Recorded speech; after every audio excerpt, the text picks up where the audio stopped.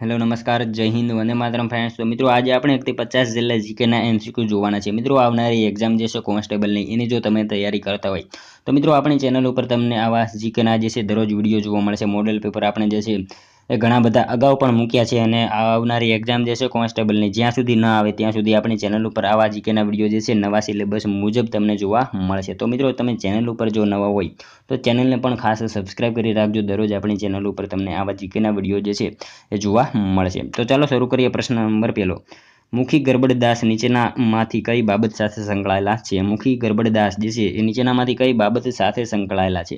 તો કઈ આવશે રાઈટ આન્સર અહીંયા? સ્વતંત્ર સંગ્રામ સાથે જે છે સંકળાયેલા હતા મુખી ગરબડદાસ। ખાસ યાદ રાખીશું, ઓપ્શન એ અહીંયા આપણો રાઈટ આન્સર બની જશે। જોઈએ ત્યારબાદનું નેક્સ્ટ ક્વેશ્ચન, મુગલ સામ્રાજ્યમાં ગેટ ઓફ મક્કા તરીકે કયું બંદર જાણીતું હતું? મુગલ સામ્રાજ્યમાં ગેટ ઓફ મક્કા તરીકે જે છે એ નીચેનામાંથી કયું બંદર જાણીતું હતું?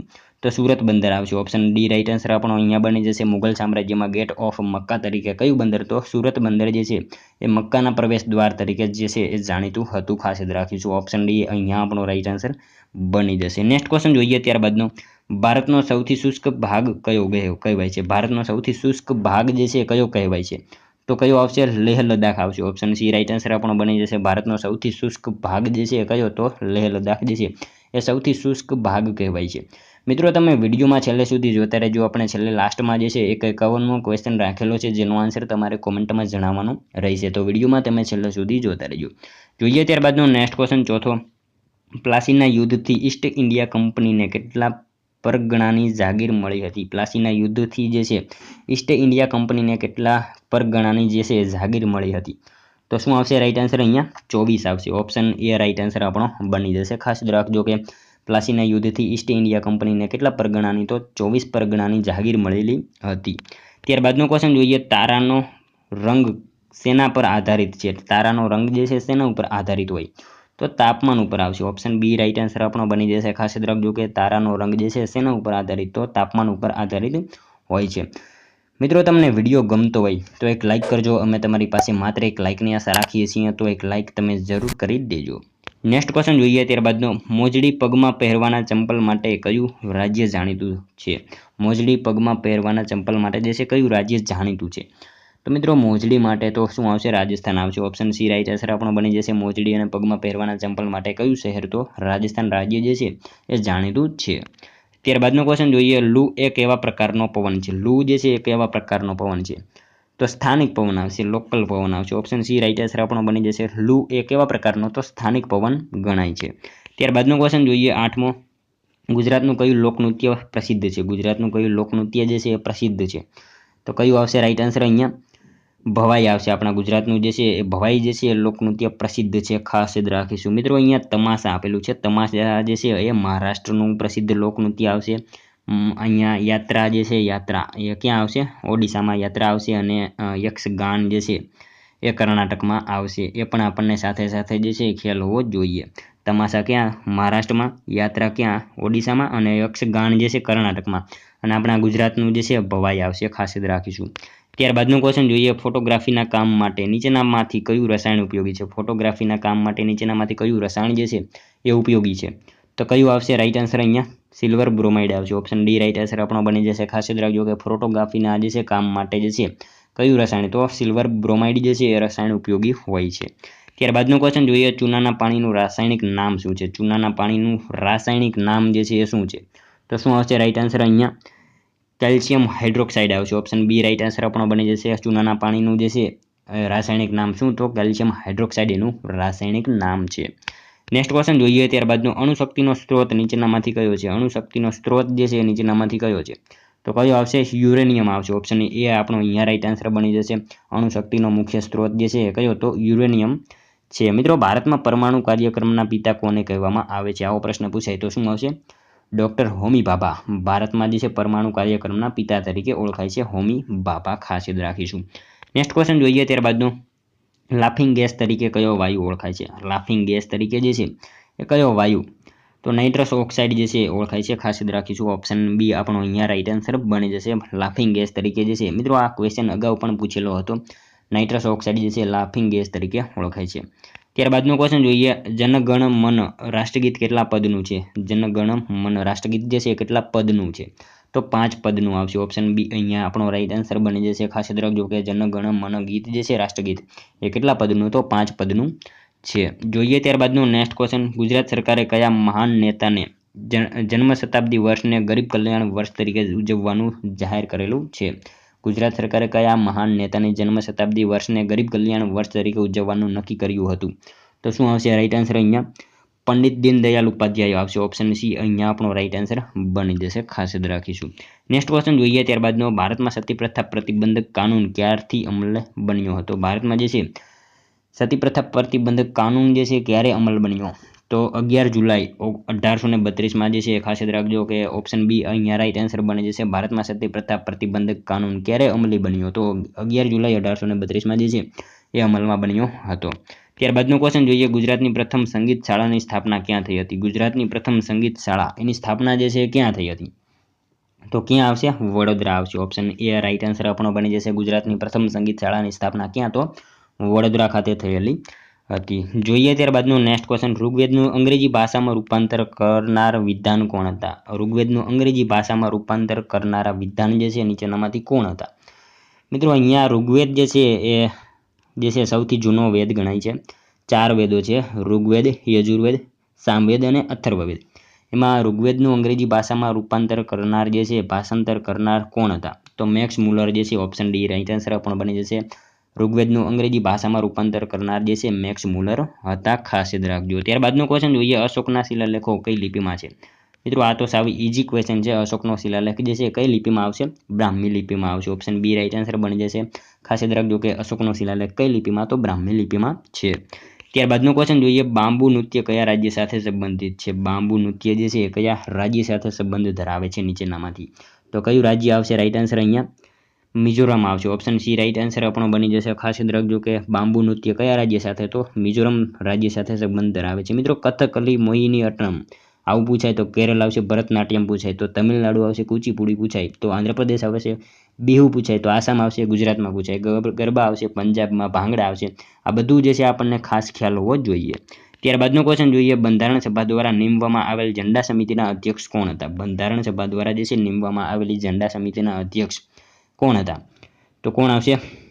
જે.બી. કૃપલાણી આવશે. આ પણ જે છે સાવ ઈઝી ક્વેશ્ચન છે. બંધારણ સભા દ્વારા નીમવામાં આવેલ ઝંડા સમિતિના અધ્યક્ષ કોણ હતા? તો જે.બી. કૃપલાણી હતા. ત્યારબાદનો ક્વેશ્ચન જોઈએ. કમ્પ્યુટર સાક્ષરતા દિવસ ક્યારે ઉજવવામાં આવે છે? મિત્રો આ ક્વેશ્ચન પણ અગાઉ પૂછેલો છે આપણે. કમ્પ્યુટર સાક્ષરતા દિવસ જે છે એ ક્યારે આવશે? 2 ડિસેમ્બર આવશે. ઓપ્શન એ રાઈટ આન્સર અહીંયા બની જશે. ખાસ યાદ રાખજો કમ્પ્યુટર સાક્ષરતા દિવસ ક્યારે? તો 2 ડિસેમ્બરના રોજ મનાવવામાં આવે છે. ત્યારબાદનો ક્વેશ્ચન જોઈએ. નીચેનામાંથી કયું ભારતના બંધારણનું લક્ષણ નથી? નીચેનામાંથી કયું જે છે ભારતના બંધારણનું લક્ષણ નથી? તો કયું આવશે? ભારતના બંધારણનું લક્ષણ નથી. મિત્રો નથી અને છે આવો ક્વેશ્ચન જે છે પૂછાય ત્યારે આપણે જે છે એ ખાસ 2 વાર વાંચી લેવાનો ક્વેશ્ચનને. નીચેનામાંથી કયું ભારતના બંધારણનું લક્ષણ નથી? તો પ્રમુખશાહી પદ્ધતિ જે છે મિત્રો ભારતના બંધારણનું લક્ષણ નથી. પ્રમુખશાહી પદ્ધતિ જે છે એ અમેરિકામાં છે. આપણા ભારતમાં જે છે એ બંધારણમાં નથી. ખાસ યાદ રાખીશું. ત્યારબાદનો ક્વેશ્ચન જોઈએ. 23મો. કેટલા વર્ષે સતત બહાર રહેવાથી નાગરિકતા પૂર્ણ થઈ જાય છે? કેટલા વર્ષ સુધી જે છે સતત બહાર રહેવાથી જે છે એ નાગરિકતા પૂર્ણ થઈ જાય એવું બંધારણમાં જણાવેલું છે?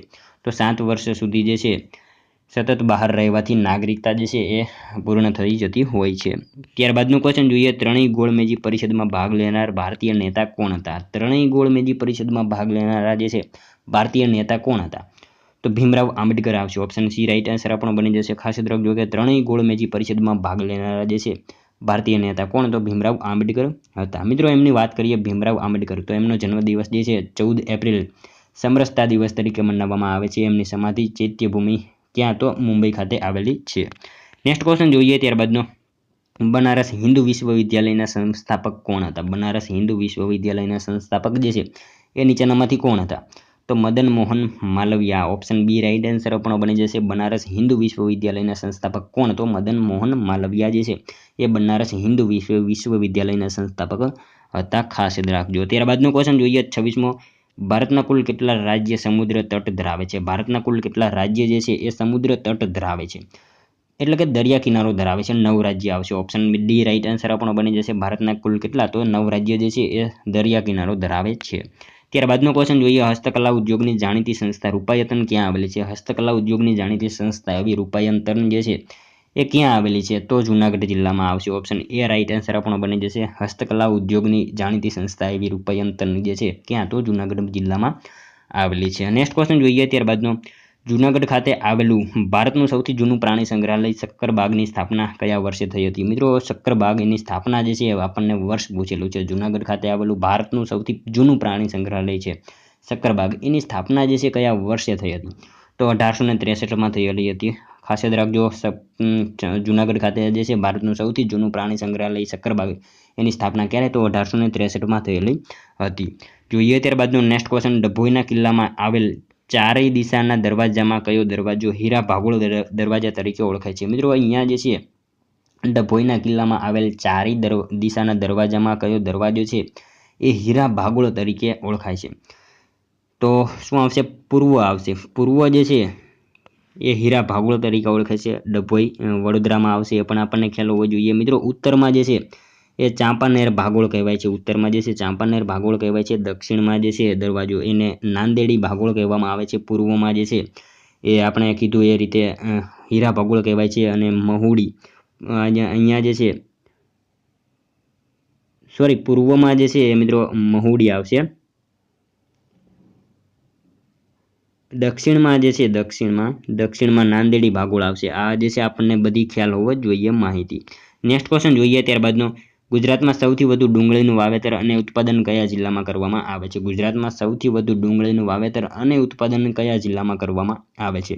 તો કયા જિલ્લામાં આવશે? રાઈટ આન્સર અહીંયા ભાવનગર જિલ્લામાં આવશે. ઓપ્શન સી રાઈટ આન્સર બની જશે. ખાસ યાદ રાખજો કે ગુજરાતમાં જે છે સૌથી વધારે ડુંગળીનું વાવેતર અને ઉત્પાદન કયા જિલ્લામાં? તો ભાવનગર જિલ્લામાં કરવામાં આવે છે. નેક્સ્ટ ક્વેશ્ચન જોઈએ ત્યારબાદનો, નાઇટ્રોજન ચક્રમાં સૌથી અગત્યની ભૂમિકા કોની હોય છે? નાઇટ્રોજન ચક્રમાં સૌથી અગત્યની ભૂમિકા જે છે કોની હોય છે?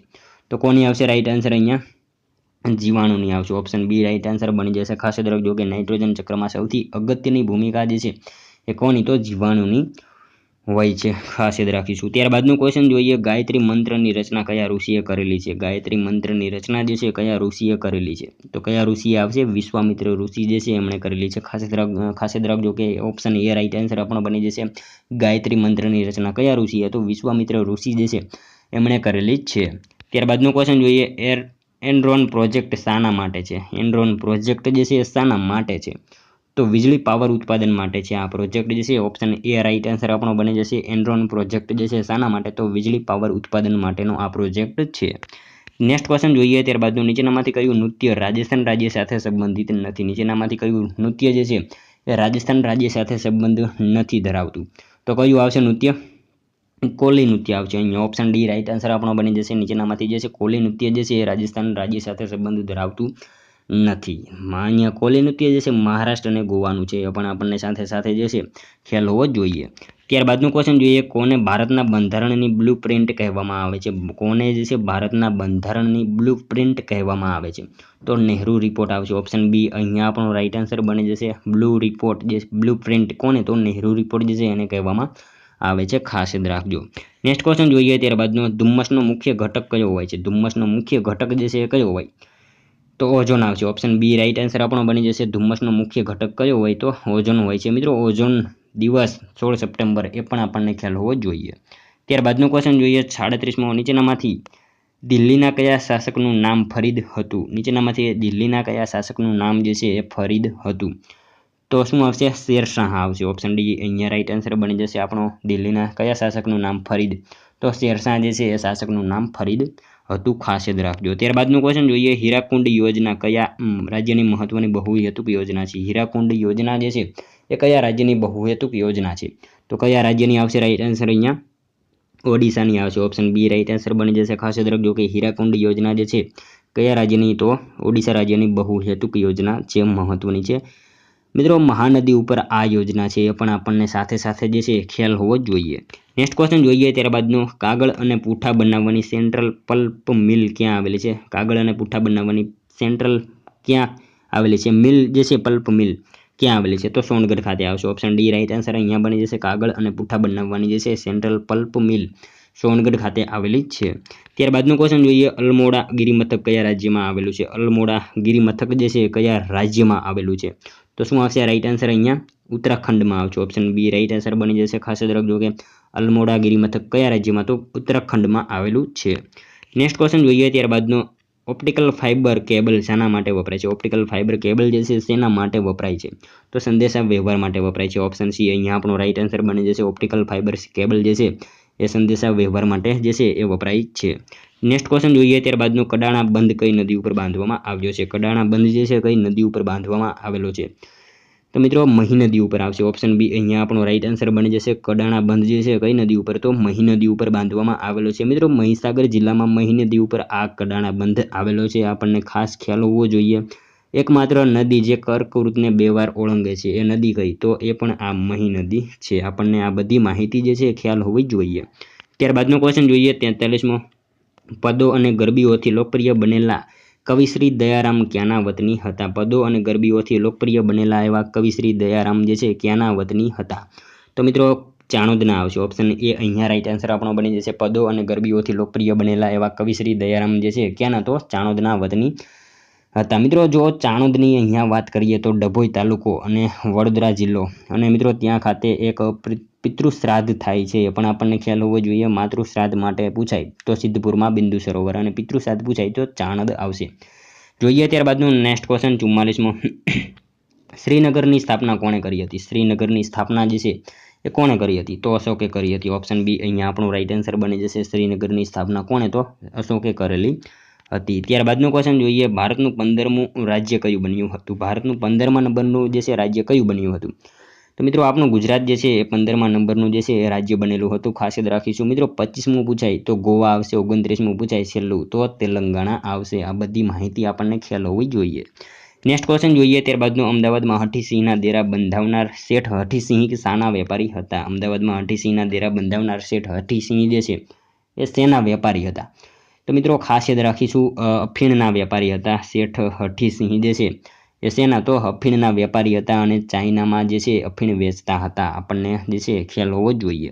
નેક્સ્ટ ક્વેશ્ચન જોઈએ ત્યારબાદનો, ખાંડના શુદ્ધિકરણમાં કયા ખનિજનો ઉપયોગ થાય છે? ખાંડના શુદ્ધિકરણમાં જે છે કયા ખનિજનો ઉપયોગ થાય?